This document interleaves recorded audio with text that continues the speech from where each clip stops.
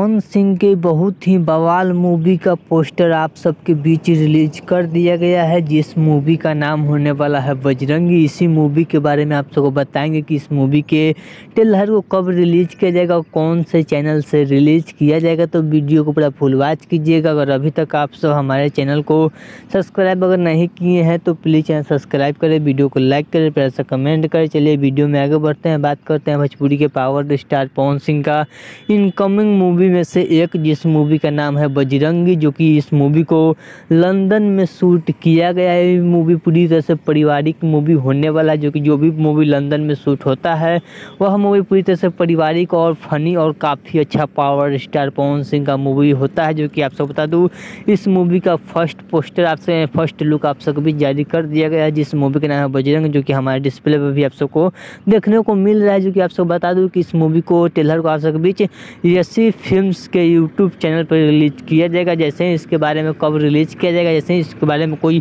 खास अपडेट हाथ लगता है, वैसे हमारे चैनल के माध्यम से आप सबके बीच वह अपडेट दिया जाएगा। तो आप सब कमेंट बॉक्स में बताइएगा कि कितना एक्साइटेड है भोजपुरी के पावर स्टार पवन सिंह के बजरंगी फिल्म के बारे में, फिल्म के लेकर। तो आप सब कमेंट बॉक्स में बताइएगा। तो चलिए, अगर आपको वीडियो अच्छा लगा तो प्लीज़ चैनल सब्सक्राइब करें, वीडियो को लाइक करें, कमेंट करें।